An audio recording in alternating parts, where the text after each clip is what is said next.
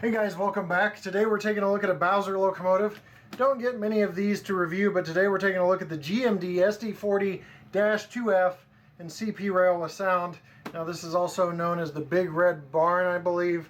We're going to see what is in this Bowser locomotive. Price you're going to pay is around the mid 200s. So let's take a look at what you get from Bowser starting right now.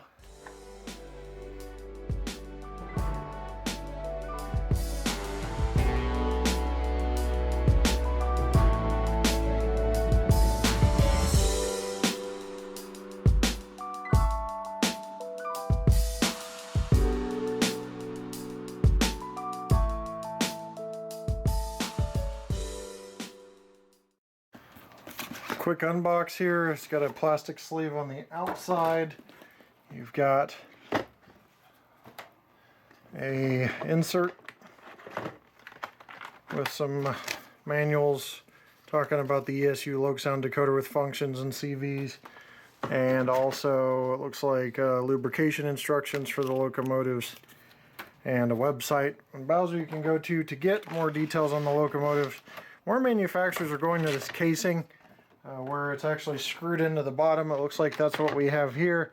You take off the clamshell and you've got two screws in the bottom, so we'll get that loosened up and get this review on the road. Okay, we're going to take a look at some detail. Don't know where my pointer went, so we'll just point some things out here. On the front, you've got an MU stand. You've got accessory hoses, low mounted ditch lights below the anti-climber with coupler cut levers that are fixed.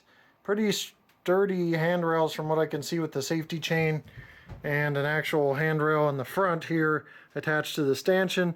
You've got headlights. You've got the window for the cab door. You also have classification lights or marker lights that have three different settings in the ESU decoder we'll get to, sand filler hatches. You've got windshield wipers, bell, Sinclair antennas, and ice skate antenna there. You've got a bunch of lift rings along the body, a little harder to see, but along the body lift rings all look straight and nicely done. Dynamic brake fan right up top, exhaust along the side. You've got the sloped sides here, you can see better from this angle. Again, rear windshield wipers as well. Windshield wipers look like a nice thickness of metal. You've got a window here, an access door. You've got all the compartment access, fuel tank detail with the actual sight glass and emergency shutoff. You've got sanding line detail on the trucks, a little hard to see with those black trucks, but give you a little more light there so you can see the nice truck detail. On the back, you got the radiator fans and the fan grill on the side. Up top, a lot more detail, including the exhaust, dustbin hatch, and those are all the lift rings and the ribbing you see there. On the back, another window, sight glass you want to call it, separately applied grab irons, rear light, cab number, it's on the back here printed out. Another MU stand, nice sturdy stanchions. These have got nice thickness, yet they're sturdy, which is a nice balance that's struck there. On this side, a little different detail.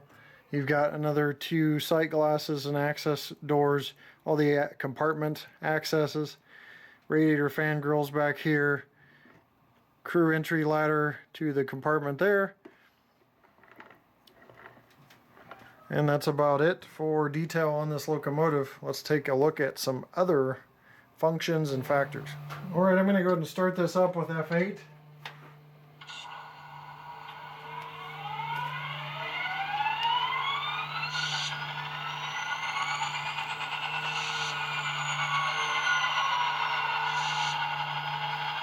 I'm going to go through some functions very quickly, just so you know there's 21 functions. We're not going to go through them all, we'll just go through a few. Here's the bell.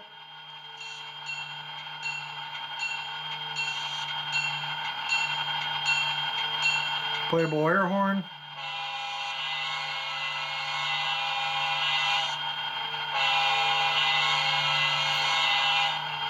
coupler, dynamic brake, which on ESU only operates when you're moving.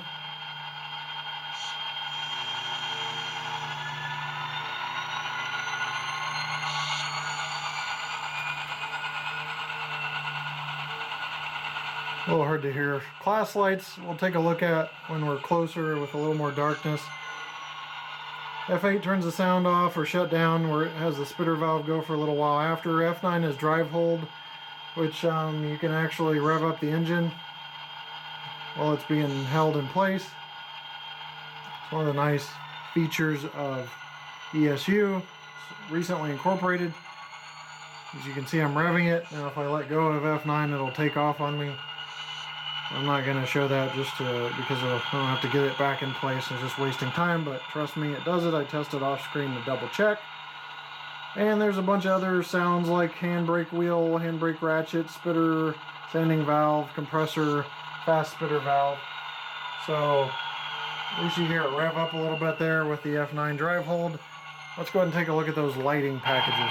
Okay, let's go over some lighting packages with this keyed in and some lights dimmed a little bit here. We've got the class lights. They do white, green, red. Each press changes color. Test that. Oops, started moving this a little bit. There's white, green, and red. Very, very nice. Very responsive to the touch there. You got 0, which is headlight. You got the ditch lights as well, which are there. One is showing up brighter than the other in the viewfinder there. It is just slightly angled, I believe, but it's not very much brighter in person. And you got the horn, no flashing ditch lights, just like CP is supposed to be there. But there you have it. One more time with the class lights, because it's just really cool. White, green, and red. So very, very vibrant colors.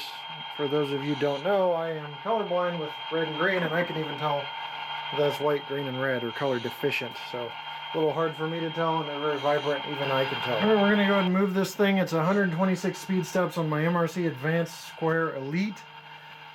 1 speed step here. Takes a second, and then it responds. A little bit of hesitation, a little bit of stutter, but not much. 2, all smoothed out now.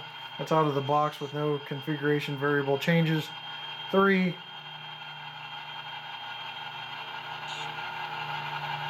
4,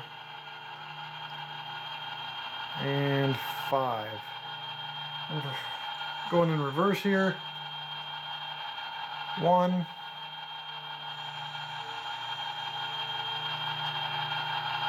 pretty smooth, just a little bit of hesitation. 2, once again almost smoothed out there. 3, 4, and 5. Alright, we're about to do a pull test here. One of the cool features I didn't point out that you could really see from this angle is the winterization hatch up top in front of the rear radiator grills. I'm going to go ahead and get this thing moving.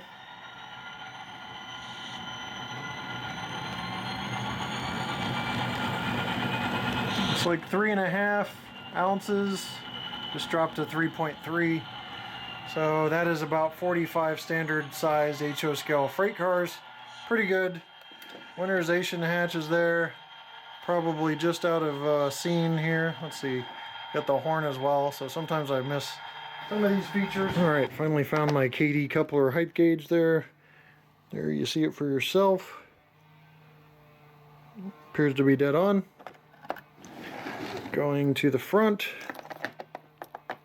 Using a little styrofoam blocks for contrast here. Also appears to be dead on. Alright, now we're checking the wheel sets for NMRA standards. Looks good, good, and good. They're in there, and in there, so all 6 wheel sets meet NMRA standards. I'm going to do a quick weight here for this guy. Robust 1 pound, 3.9 ounces, 19.9 ounces, 565 grams, 0.565 kilograms, or just almost a pound and a quarter basically is what that equates to.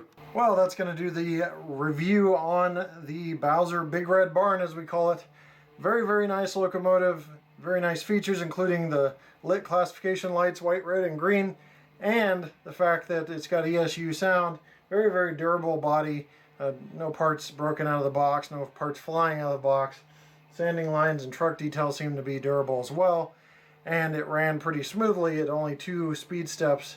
All the kinks were worked out on the slow speed and forward and reverse. So overall, a great model that meets all the NMRA standards as well. I'm going to leave you with a run by of it by itself because I don't really have anything to go with it that's would actually be prototypically correct. So we're just going to go over the crossing, which I know I still need to hook up power to. It's going to have the crossing gates up. We'll do a grade crossing sequence by itself. We will see you next time right here on my channel. Have a good day. Take care.